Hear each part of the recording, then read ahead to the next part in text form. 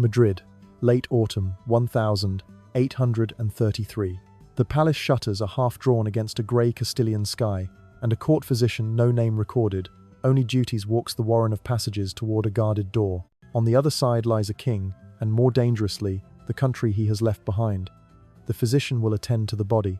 What no linen can cover is the wreckage of policy, the rumours that cling like smoke, and a people already arguing about what was real and what was whispered. In the days to come, servants will say they heard extraordinary things about the dead monarch's private life. The archives, more stubborn, will say much about his public one. To understand why Spain trembled around this bed, you have to wind back a quarter century to a different room and a different humiliation. In May 1808, Napoleon seized both father and son Charles IV, and Ferdinand, forcing abdications at Bayonne and planting his brother Joseph on the Spanish throne. The paperwork reads like a custody transfer performed at Sabre Point. For ordinary Spaniards, it felt like the ground beneath the monarchy had opened. The war of resistance began. The royal brand, already bruised, split into competing loyalties, and a fight over the very meaning of sovereignty. Encyclopedia Britannica, Wikipedia. While the royal family was shunted like chess pieces, an alternative legitimacy took shape by the sea. In Cadiz, deputies from Peninsular Spain and the scattered Atlantic Empire met in precarious freedom and wrote the Constitution of 1812 La Pepa, a document that limited the crown, empowered a single-chamber Cortes, centralized administration, and sketched a modern political nation from Cadiz to Manila. It was more than parchment. It was a wager that Spain could be something other than a court and an army. Wikipedia, Encyclopedia Britannica, Zai. Then came the return. Released by Napoleon in 1814 explicitly to roll back Cadiz, Ferdinand VII rode into acclaim as El Deseado, the desired. He did not hesitate. Within months he annulled the constitution and much else besides, cancelled reforms, and restored broad royal powers that turned gratitude into fear. The apparatus of censorship and prosecution stirred.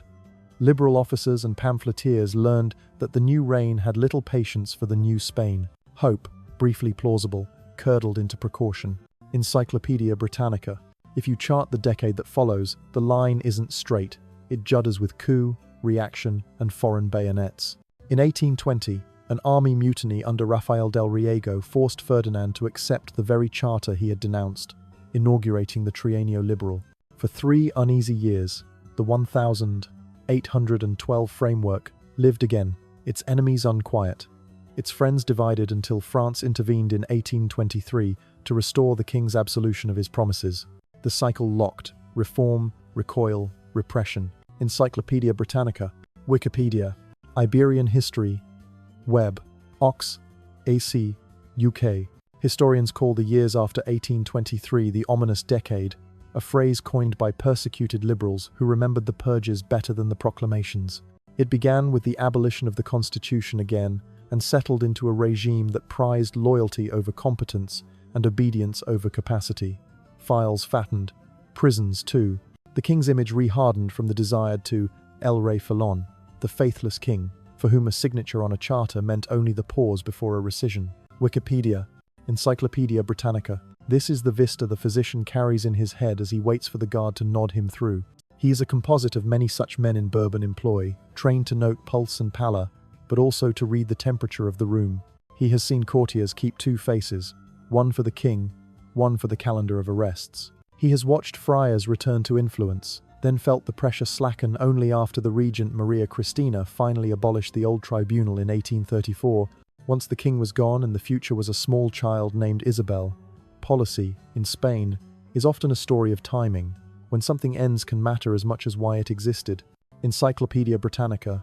The physician does not know the language of constitutions, but he knows fevers, and the country feels febrile. He has treated soldiers broken in skirmishes with local insurgents who fly none of Napoleon's flags, only the banner of a Spain that could be otherwise. He has witnessed the hush that falls when someone says Cadiz too brightly in the wrong company.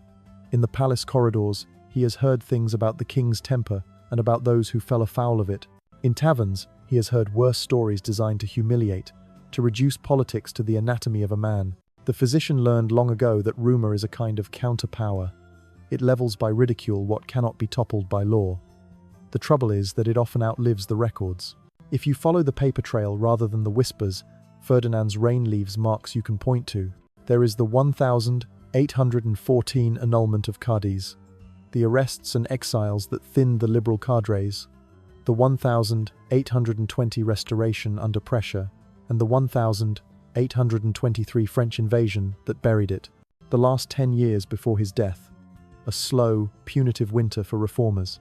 Meanwhile, across the ocean, Spain's American possessions, already on paths to autonomy in the Napoleonic chaos, slipped definitively away, robbing the treasury and the old imperial mentality of their props. The state answered not with renovation but with surveillance and a larger net for dissent. Encyclopedia Britannica, Iberian History, web.ox.ac.uk. In this light, the palace talk about the king's private life looks less like revelation and more like misdirection.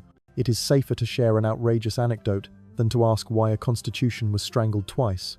Easier to gasp at bedroom gossip than to catalogue the arrests after 1823. But the ledger of acts remains. Even Ferdinand's supporters conceded by their behaviour that legality, for him, was a costume to be worn in emergencies and discarded afterward. The map of power he preferred was older, throne and altar in alliance, intermediated by police and patronage. And yet, this monarch's story cannot be told only in decrees.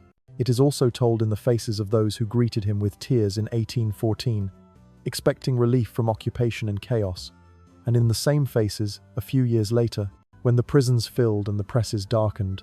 The physician has seen such faces at sickbeds. Hope is a kind of immunity. Once lost, the body takes longer to heal. He pauses by a window. In the courtyard below, the regiment changes the watch. Beyond the walls, pamphlets multiply, some printed, some copied by hand, arguing about what comes next. Everyone knows the problem that stalks the palace: succession. The king's marriages have not settled the question, and the law itself may soon be forced to bend. But that is tomorrow's crisis. Tonight, the physician needs signatures, seals, a quiet room, and the small rituals that turn a death into an official event. On the desk sits a folder of notices to be sent to ministries and embassies. The words are plain and final. Still, the physician lingers. He has a private superstition that the tone of the announcement imprints the memory of a reign. Too grand, and it invites mockery. Too cold, and it invites resentment. He opts for accuracy. There has been enough theatre already. He will leave the palace before dawn and sleep badly. In weeks, he will learn that a decree signed in 1830, the pragmatic sanction, has reopened the rules so a daughter may inherit, and that men who call themselves Carlists will reject it with muskets. The king's most durable legacy, it will turn out, is not a secret or a story told in bedrooms. It is a wound in the law that will split the country into rival dynasties, and soon enough, into war. But that belongs to another page. Encyclopedia Britannica. For now, Part 1 ends where decrees can make a king, but heirs make a dynasty. After the cheering of 1,814 faded, the question of succession crept back into every corridor of the palace, and it did not arrive alone. It brought alliances, gossip, and the quiet arithmetic of births, miscarriages, and funerals. Ferdinand's first marriage, arranged when both were teenagers, was to Maria Antonia of Naples and Sicily, daughter of Ferdinand I of the two Sicilies and Maria Carolina of Austria. Politically, it tightened Bourbon lines at a time when Europe's map was already buckling. Personally, it yoked two young people to a duty that would not grant them any grace. The record is blunt. Maria Antonia conceived twice, in 1804 and 1805, and miscarried both times. In May 1806, she died at 21, most sources naming tuberculosis. Rumours of poison swirled in the aftermath, but contemporary evidence for them is thin and persists largely through family hostility and later retellings. The silences in the archives say more than the whispers do. Wikipedia, ngv.vic.gov.au. Unofficial royalty. Court life is a great producer of rumour. It needs stories to make sense of its injuries. After Maria Antonia's death, the palace invented dozens. Some impugned the Queen Mother and Manuel Godoy. Others painted Maria Antonia as a political schemer. What we can document is simpler and sadder. 2 miscarriages, a young consort gone, a line still unsecured. In that vacuum, Ferdinand's anxieties hardened. When he returned to Madrid as El Deseado in 1814 and abolished the Cadiz constitution, the legal pageantry promised continuity, but the private math had not changed. No living child bore his name, and every day without one made the throne a little less stable. Encyclopedia Britannica. A decade later, the second marriage offered hope in human form. Maria Isabel of Braganza, a Portuguese infanta whose temperament and interests gave the court a different kind of queen. She is remembered today for something concrete and public, her role in shaping the Royal Museum of Painting and Sculpture, the seed of what would become the Museo del Prado. Her image survives there, posthumously, in portraits and a neoclassical statue, a queen posed as patron. The art history is straightforward, the personal history was not. She died in Aranjuez on the 26th of December, 1818, in childbirth. The nursery remained silent. The question of succession grew louder. Museo del Prado. Es. Ya Museo del Prado. Es.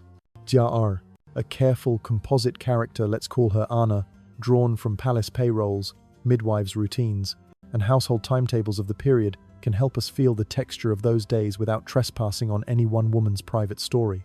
Ana rises before dawn, scalds linens, lays out instruments wrapped in boiled cloth, and counts the hours by bells rather than by clocks.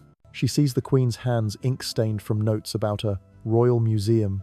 Hears the careful Portuguese lilt as Maria Isabel asks a secretary to compare canvases from the royal collections with inventories from the old Buen Retiro.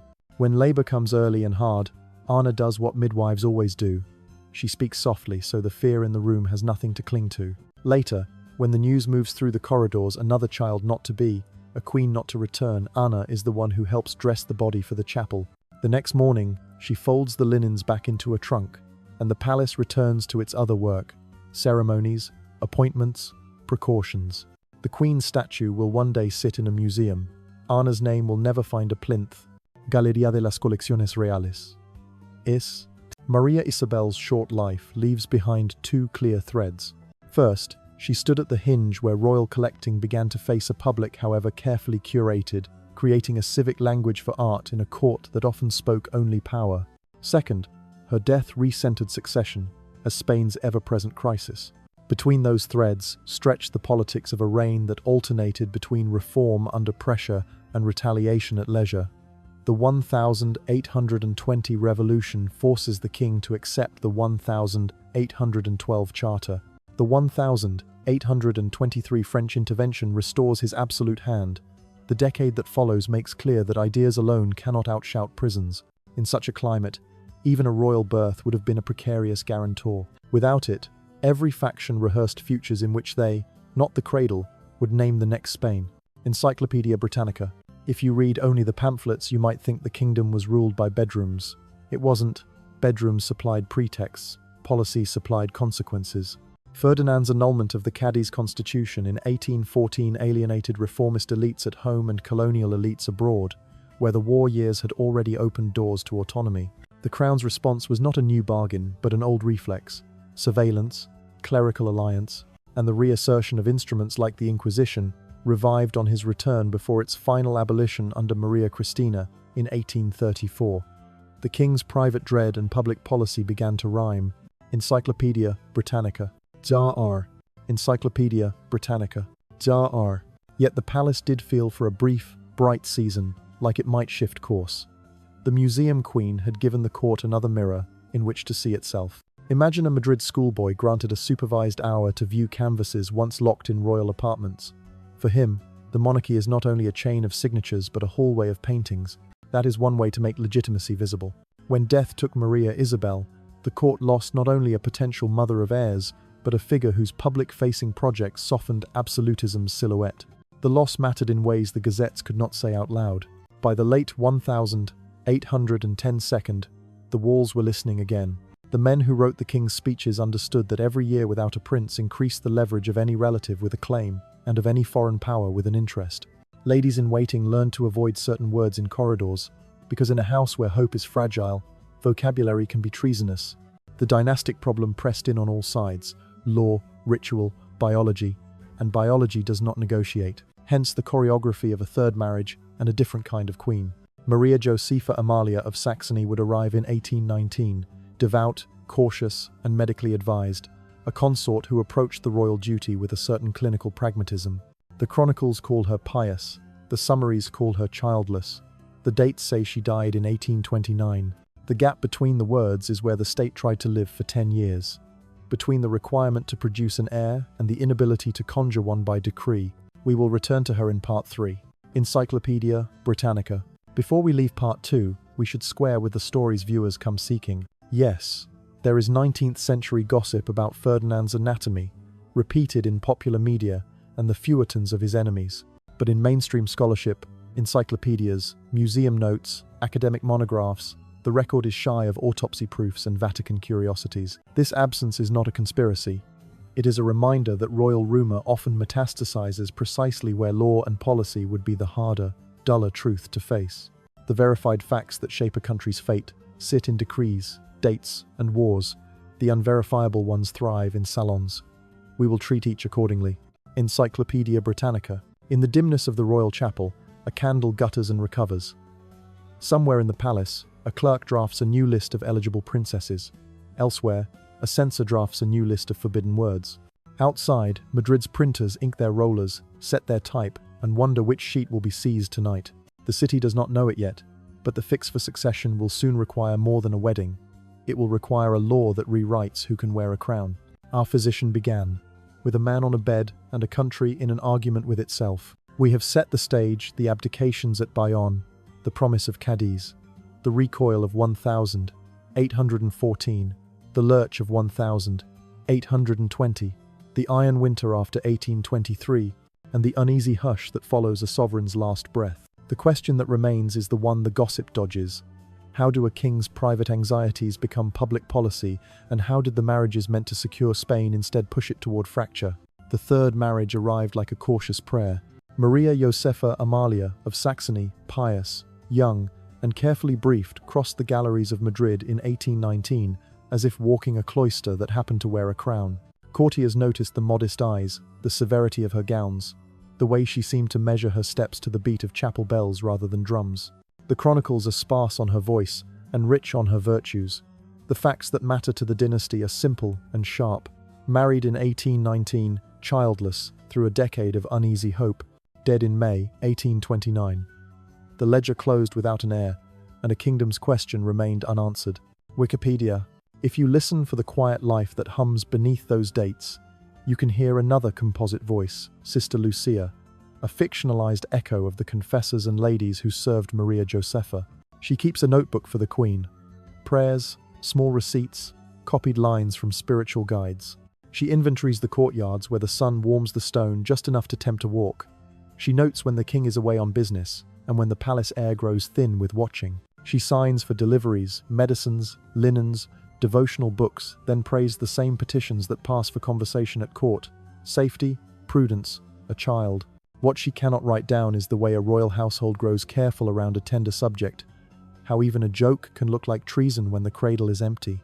By the end of that decade, the marriage bed had failed to secure the Bourbon line, and the state began to consider remedies that did not live in bedrooms. The first remedy was the oldest: try again. In late 1829, Ferdinand married Maria Cristina of the Two Sicilies, a niece by blood and a political bridge by design. She was practical and, crucially, of childbearing age. Within a year, the palace had a name to whisper with guarded relief: Isabella, born October 1830. 2 years later came Maria Luisa Fernanda. Privately, the nursery filled. Publicly, the law had to catch up. Encyclopedia Britannica. Wikipedia. Encyclopedia.com. Because in Spain, inheritance did not run on lullabies alone. The Bourbon adoption of Salic law in the early 18th century had barred women from the throne. An earlier move by Charles IV in 1789 had sought to restore the traditional Castilian rule, allowing female succession, yet that act had never been formally promulgated. So, with a new infant in the nursery and no son in the cradle, Ferdinand reached for the second remedy, a legal key to unlock the door he needed. On the 29th of March, 1830, he issued the Pragmatic Sanction, promulgating the 1789 decision and reopening the line to daughters, beginning with the newborn Isabel. The measure was as intimate as it was constitutional, a father writing his child into the future of a realm. Encyclopedia Britannica. Not everyone agreed it was his door to open. Don Carlos, the king's brother, read the same history and found a different law. Where Ferdinand saw a restoration of older custom, Carlos saw a theft. The crown, by Salic rule, should pass to him. Thus the third remedy, if remedy as the word presented itself, appeal to arms. When Ferdinand died in September 1833, Isabella II was proclaimed queen under the shelter of her mother's regency. Within weeks, the dispute hardened into the First Carlist War, 1833-39, a civil war that pitted Isabelline liberalism and its armies against Carlist traditionalism and its rural networks. What had begun as a fix to a family problem had become a map of Spain's political fracture. Encyclopedia Britannica, Jar. Encyclopedia Britannica, Jar. This is the hinge where private life swings open onto public ruin. The system logic can be drawn like a triangle. One point is power, held by a king who had learned to treat signatures as tactics. Another is religion, mobilized in defense of tradition, with clerical circles supplying the Carlist movement its fiercest language and some of its organization. The third is the economy. Weakened by the loss of the American Empire and by years of interrupted reform, it furnished grievances and recruits. Between these points, rumor ran like current, but the instruments that mattered were not pillows. They were decrees, bayonets, and oaths. Encyclopedia Britannica, Maria Cristina, now regent, fussed an impossible geometry. She had to build a constitutional settlement broad enough to keep moderate liberals in the tent and firm enough to fight a war that claimed the language of God and the family. She had to make Isabella's little body signify a nation that was still arguing about what a nation was. In the first months, her survival strategy was a ledger of bargains, amnesties and appointments, assurances to foreign powers, and the careful cultivation of generals who could win battles without turning into dictators. That last item would prove the dream of every regent and the failure of most. In the city, new rituals replaced old ones. The royal statute of 1834 and, later, the Constitution of 1837 offered frameworks for a constitutional monarchy, not Cadiz reborn, but a scaffold for governing through a child, Queen's minority. Outside the cities, Carlist bands moved through hills and parishes, carried by a cause that felt like fidelity rather than rebellion to the people who fed them. These were not abstract collisions, they were roadblocks, burned hayricks, and letters home. We will track these constitutions more fully in Part 4 as part of the cost ledger of Ferdinand's reign. Wikipedia. To see the stakes, return for a moment to the small people who thread these palaces. Consider Don Mateo, another composite part clerk in the Ministry of Grace and Justice, part copyist at a Madrid printer. He carries to the Regent's Council the clean parchment on which a law will be engrossed. At night he sets type for a broadsheet explaining to tradesmen why a girl may be queen. He knows that every word he fixes with ink will travel faster than cavalry and sometimes do as much damage. When the Carlists take a town upriver, he sets the list of names of the dead, and when the Liberal army retakes it, he sets another. He is not partisan by nature, only tired. He prefers commas to bullets. But like everyone else, he is being asked to choose. It is tempting to say the Carlists and the Isabellines fought over a baby. That's not quite right. They fought over the meaning of legitimacy, whether it lived in an old line of law or in the pragmatic will of a sovereign and his courtiers to update it, whether tradition was a cord that held a country together or a tourniquet that cut off the blood. The baby merely made the question urgent and embodied. That is the sly genius of dynastic politics. It turns doctrine into cradle songs and cannon fire. Look back, now, at the reign we've been following. The abdications at Bayonne wrecked monarchical prestige. The Constitution of 1812 offered a paper bridge. 1814 tore it up. 1820 rebuilt it under duress. 1823 burned it at the insistence of foreign volunteers. The ominous decade froze the country's joints, and then the pragmatic sanction cut the Gordian knot of succession, only to knot the cord around the nation's throat. It is a grim ledger, and it is verifiable, which is more than rumor can claim. Encyclopedia Britannica. Jar. Encyclopedia Britannica. +2. Open the door everyone clicks for, and the air changes. The palace rumor is a chameleon. It arrives as a confidence, grows claws in a tavern, and by the time it reaches a newspaper or a whispering enemy court, it has the gloss of truth. In Ferdinand VII's case, the most shareable tale is anatomical. Secret cushions, instruments, an autopsy relic under lock somewhere in Rome. What do the archives say? The sober, mainstream references that trace his life, encyclopedias, National Museum notes, constitutional histories, record his politics in detail and his marriages by name and outcome.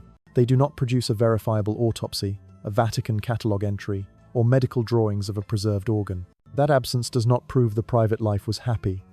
It only proves that the public evidence for a sensational relic is thin where the evidence for political harm is thick. Encyclopedia Britannica. Why, then, did the legend flourish? Because the Spain around Ferdinand learned, again and again, that jokes could travel where pamphlets could not. In the decades bracketing his reign, anonymous lampoons, pasquines, and libellos were a full-fledged language of opposition. They flooded walls and city corners, shamed officials, and blurred the lines between moral scandal and political critique. Scholars who track these papers across early modern and 19th century Iberia show a durable culture of rumor as weapon that made courts and ministries wince long before printers got bold. In that ecosystem, a sordid bedroom story was perfect payload. It discredited the crown while letting speakers claim they were only repeating what everyone knew. E espacio. Uned. Es.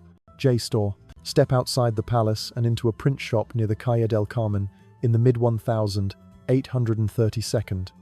Meet Julian, a composite of apprentices listed in guild rolls and period memoirs. He sets type by candlelight for both sides of Madrid's argument. In the morning, his master prints a cautious sheet praising the royal statute of 1834, the regent's halfway charter toward a bicameral Cortes. By evening, the form holds a cartoon of a priest and a general tugging at a map of Spain. One week he inks a broadsheet denouncing Carlists. The next, an anonymous squib jeering a paper queen. Julian learns that satire sells because clarity is dangerous and that a crown surrounded by bayonets must also defend itself against jokes. The timeline of Madrid's satirical boom picks up speed right now, first hesitant, then exuberant after 1837 because constitutions and war sharpened tastes for mockery. Encyclopedia Britannica, constituteproject.org, ipenia44.files.wordpress.com. When we ask what the archives do show, we find a ledger of acts grim enough without embroidery. Ferdinand's path abduction into Bayonne politics, a hero's return in 1814, the abrogation of the Cadiz Constitution, 1812, the forced triennial liberal, 1820-1823, under the pressure of a military uprising, and the French intervention that restored absolutism has been mapped by historians to the month. The ominous decade, 1823-1833, is not a nickname invented by YouTube. It is how generations of Spaniards remembered the long winter of purges and prosecution that followed. That is the measurable damage. Charters annulled, presses shuttered, men exiled or worse. Encyclopedia Britannica, Jai, Wikipedia, and then there is the machinery around the throne. Ferdinand restored old instruments of control when he could most notoriously the Inquisition after his return, only for it to be finally abolished by decree of the regent Maria Cristina on the 15th of July, 1834. It is tempting to treat that date as pure enlightenment. It was also realpolitik. The regency needed liberal allies to fight the Carlists, and abolishing a symbol of clerical coercion helped court them while war emptied treasuries. That is how private anxieties turned public policy actually worked, not by pillows but by decrees calibrated to rally coalitions. Encyclopedia Britannica. Follow Maria Christina's tightrope, and you see the system logic more clearly. The Royal Statute, 1834, tried to build a middle architecture for monarchy. The Constitution of 1837 then pushed the frame toward a modern constitutional order in the middle of a civil war. Neither text mentions the king's mystery. Both speak to the same obsession that rumor simplistically personified: legitimacy, how to build it, defend it, or steal it. On paper, legitimacy came from law and a sovereign's oath. In the hills, legitimacy rode with priests and captains who called their cause fidelity to an older rite. On both fronts, pamphlets and pasquines stitched morality to politics, sometimes slandering persons because it was easier than arguing principles. Encyclopedia Britannica, Jai, even the succession story, supposedly proof that the throne was hostage to a bedroom, dissolves into statutes and armies when you read it closely. The pragmatic sanction, the 29th of March, 1830, did the necessary legal work to let Isabella inherit. Don Carlos rejected the premise, and the quarrel became the First Carlist War, 1833-1839, a fight that hardened ideas about Spain itself. Urban liberals and many officers lined up with the regency, rural networks and much of the lower clergy pulsed with Carlist energy. The war's killing fields were not boudoirs. They were roads to Bilbao, passes in Navarre, and villages that changed hands too often. Encyclopedia Britannica, Jai, So what should we do with the legend? Treat it as a symptom. Salacious rumor rose because it served political work, degrading a king once hailed as El Deseado and later damned as El Rey Felon, and after his death, shrinking the legitimacy of a child queen by scandalizing her parents. Modern retellings that center the legend without the context repeat a 19th century tactic. They let a nation's story be told by a punchline. Against that, the archival trail insists on duller verbs and firmer nouns. Abrogate, restore, invade, promulgate, rebel, regent. They don't trend as easily. They built the Spain that came next. Wikipedia. One last return to the people we have followed. The palace physician we met in part 1 would recognize the medical tone of the rumor and see through it to the politics. Anna, the midwife's shadow, would know how pain becomes parable in houses that cannot admit grief. Sister Lucia would understand why a devout queen's silence is combustible material for a hostile city. Julian would know exactly which words to set in 48-point type to make strangers smirk. None of them would find a catalogue number for a preserved organ in the index of Spain's 19th century. They would find instead a regression to absolutism, a baby who became a battlefield, a regent who swapped tools to survive, and a war that taught Spain to read its maps as arguments. Here is the twist we promised. The scandal that ruined Spain was not a body but a body politic, a monarchy that mistook fear for glue, and a political class too often willing to trade principles for order. If there is a mystery to Ferdinand VII, it is why so many of us keep choosing the story that humiliates a person over the one that documents a country's undoing. The first titillates, the second warns. Teaser to engagement. If you value history over hearsay, weigh in below how should historians handle court gossip when the archives fall silent. Before we close, a word about the bodily whispers that never seem to die. They surface again in these years, retooled to discredit a child's title by slandering her parents. They make good stories in bad faith. You will not find in the Britannica or in standard reference works the autopsy legends or archived curios that popular retellings relish. You will find, instead, the dry instruments by which a king tried to solve a family problem and, in solving it, re-broke a country. The absence in the archives is not proof of conspiracy. It is a prompt to look harder at the paper that remains. Encyclopedia Britannica. The physician from our first scene would recognize the shape of the crisis, if not its paperwork. A body failing, attendants improvising, the household bracing for what comes next. By September 1833, the patient was Spain itself. The remedies, child, law, regency, kept it breathing.